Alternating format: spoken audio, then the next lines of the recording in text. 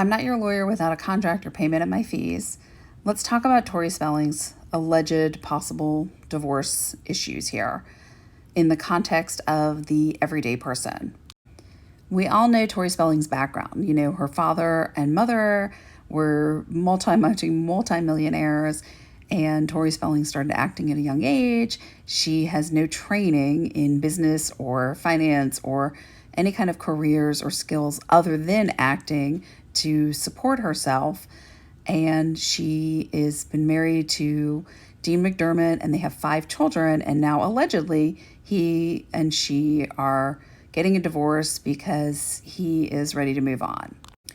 And like so many women in this situation, Tori has not had the education about finances or how to maintain a household, how to pay her bills. I mean, we all know, we've seen over the years, there's always articles that pop up every couple of years about how she's defaulting on a credit card or she can't make her bills. And recently there have been spottings of her living allegedly in a hotel.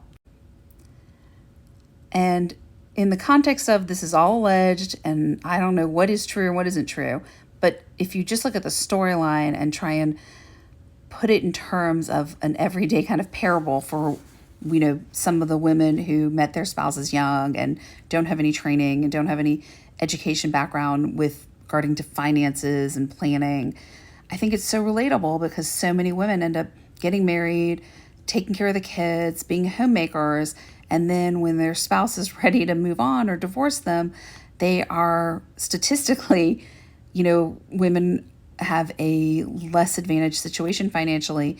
Men tend to rebound back after divorce with much more ease and income.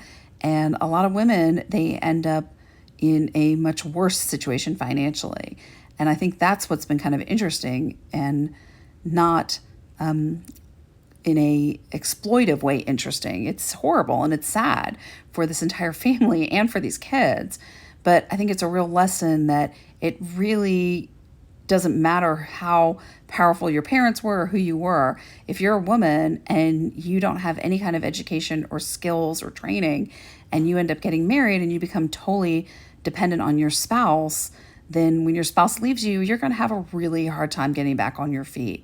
So I just hope that women that are considering marriage are making sure they're taking care of themselves and being educated and understanding finances and becoming self-sufficient. So if something like this were to happen, they're not left in a dire straits. It's a weird world. Stay